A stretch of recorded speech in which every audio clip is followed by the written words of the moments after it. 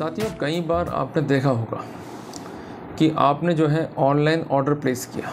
मैं खासकर बात कर रहा हूँ टूर एंड ट्रैवल पैकेजेस के अंदर, और उसके बाद आपको वो सुविधा नहीं मिली। तो आपका कहना यह था कि आपके साथ जो है साइबर ठगी हुई है, चीटिंग हुआ है, या फॉर्जरी जो है वो विपक्षी पक्षकार ने करी है। विपक्षी पक्षकार ये कहता है कि भाई टूर अगर प्रॉपर मैनेज नहीं हो पाया तो ये एक सिविल डिस्प्यूट है, it is not a crime. और कई बार आपकी रिपोर्टों पर साइबर क्राइम भी जो है रजिस्टर होता है। तो एक सिविल डिस्प्यूट को जब आप एक क्रिमिनल लिटिगेशन बनाकर झूठे आरोप लगाकर कंसर्न व्यक्ति को इन्वॉल्व करेंगे, तो वहाँ पर जो कंसर्न व्यक्ति है जिसने इस टूर और ट्रैवल को जो है मैनेज किया, उसके अधिकार कानून में क्या है? क्या वास्तव में वो साइबर लॉ का दोषी है? क्या वास्तव में वो चीटिंग का दोषी है? क्या वास्तव में उसके विरुद्ध कोई क्रिमिनल एक्शन जो है बनता है या नहीं बनता है? और अगर बन गया है तो किस तरह से वो बेल के लिए अप्लाई करेगा, और वहाँ पर स्ट्रेटेजिकल दावपेच क्या होंगे, ये हमें समझना होगा। साथियों, आरोप लगाना आसान है, पर जब वो आरोप एज पर लॉ फिल्टर होते हैं या उस पर मंथन कोड में होता है, तो कई बार ऐसा भी होता है कि इमोशनल या बहकावट में आकर जो आरोप लगाए गए हैं वो स्टैंड नहीं कर पाते और अक्यूज़ को जो है बेल मिल जाती है। यहाँ मैं जोर दे रहा हूँ आर्टिकल 21 के ऊपर। संविधान ये कहता है कि राइट टू लाइफ और लिबर्टी इंपॉर्टेंट है, और राइट टू लाइफ और लिबर्टी का मतलब ये नहीं है कि इमोशनल बेसिस पर किसी को भी हम जो है जेल भेज दें। Even we could not sell any person to jail on mere surmises and conjecture. किसी को जेल भेजना है, प्रोसिक्यूट करना है, पनिश करवाना है, कन्विक्ट कराना है, तो ये आवश्यक है शो करना कि उसकी मंशा थी, उसका ऐसा एक्ट था। ये एक सिविल डिस्प्यूट नहीं है और एक क्राइम हुआ है, और जो बेसिक लॉ है उनका वायलेशन हुआ है। तो साथियों, ऐसा एक मामला मैं डिस्कस करूंगा जो कि बेस्ड है जजमेंट के ऊपर, जिसमें साइबर ठगी का आरोप था कि एक टूर एंड ट्रैवल कंपनी ने पैसा लेकर सर्विसेज प्रोवाइड नहीं करी। और तो नहीं करी तो आपके पास रास्ता है कंज्यूमर प्रोटेक्शन एक्ट का, सिविल सूट का, तो इसमें क्रिमिनल केस करेगा भी क्या? और उस मामले में अक्यूज़ को राहत मिली, बेल भी मिली। मामला क्या है ये समझते हैं। टॉपिक काफ़ी इंपॉर्टेंट है। एक कॉपी और एक पेन लेके बैठिए, जो कुछ बता रहा हूँ उसको नोट डाउन करते हुए चलिए। साथियों, जजमेंट जो है ये है कर्नाटक हाई कोर्ट का, जिसमें एप्रीहेंडिंग था अक्यूज्ड को अरेस्ट का, मीन्स एंटिसिपेटर की बात मैं कर रहा हूँ। एक एफआईआर में जो कि साइबर क्राइम पुलिस ने जो है रजिस्टर्ड करी थी, और जिस कारण इन्होंने एंटिसिपेटरी बिल को जो है मूव कर दिया।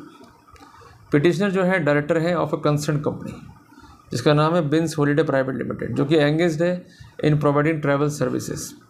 जो कंसर्न कंप्लेनेंट है अभिजीत, इसने बुक किया ट्रैवल प्लान को for visiting United kingdom. He book travel plan for visiting United kingdom. इसने एक प्लान जो है बुक किया कि इसको यूके जाना है, जिस कारण इसने ऑनलाइन पेमेंट जो है की है कंसर्न कंपनी को। और इसका एलिगेशन है कि कंपनी ने ये अमाउंट कलेक्ट किया, बट इसके बावजूद भी टूर को जो है ऑर्गेनाइज नहीं करा, उसको चीट किया और अमाउंट भी जो है रिफंड नहीं करा। इस रिपोर्ट पर जो है साइबर क्राइम लॉज हुआ, और finally 66C, 66D IT act और सेक्शन 420, 419 IPC में FIR काटी गई। जो कंसर्न पिटिशनर थे उनको कई बार बुलाया गया, उन्होंने कोऑपरेट किया, इसके बावजूद भी इनको डर था कि इनको अरेस्ट कर लिया जाएगा।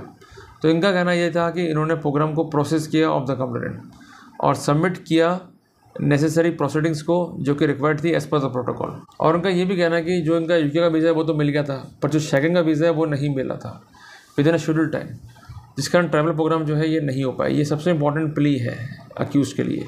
कई बार ऐसा हो रहा था कि भाई आपने अप्लाई किया वीज़ा के लिए, तो आपको वीज़ा जो है टाइम पर नहीं मिल पाया, तो टूर जो है अरेंज नहीं हो पाया। तो उस कंडीशन में क्या है कि अमाउंट रिफंड करना एक प्रोसीजर है। तो इन्होंने क्या करा, अमाउंट को रिफंड कर दिया और इन्वेस्टिगेशन में कॉपरेट करा। तो जब हम अमाउंट हम रिफंड कर चुके हैं, कोई हमारा डेलिबरेट इंटेंशन नहीं है, और जो भी स्थिति हमारे बियॉन्ड कंट्रोल है, ये कॉन्ट्रेक्चुअल ऑब्लिगेशंस का वायलेशन है, तो वहाँ पर बेल का लाभ जो है दिया जाना चाहिए। कंसर्न स्टेट ने अपोज किया।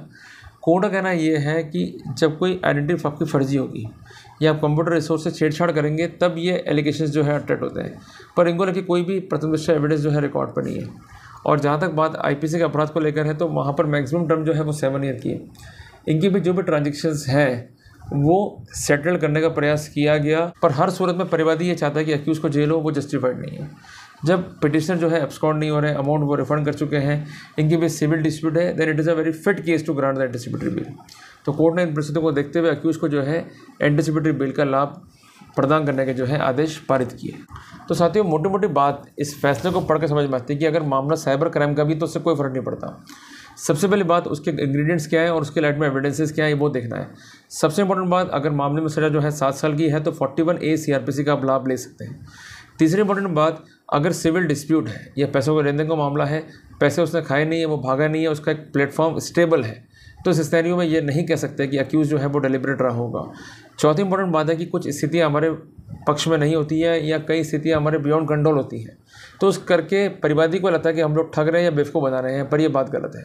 अगर स्थितियाँ कंट्रोल में नहीं है, बियॉन्ड कंट्रोल है, और आप ये शो कर देते हैं कि आप बोनाफाइड हैं और उसके एविडेंस फाइल में पेश करते हैं, तो वहाँ पर डेफिनेटली जो है आपको लाभ मिलना ही मिलना है।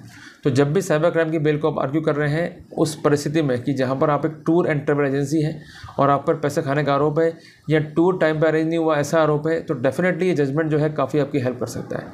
जजमेंट आपको अच्छा लगा तो उसको लाइक और शेयर जरूर करना। मिलते हैं एक नए टॉपिक के साथ, तब तक के लिए जय हिंद, जय भारत।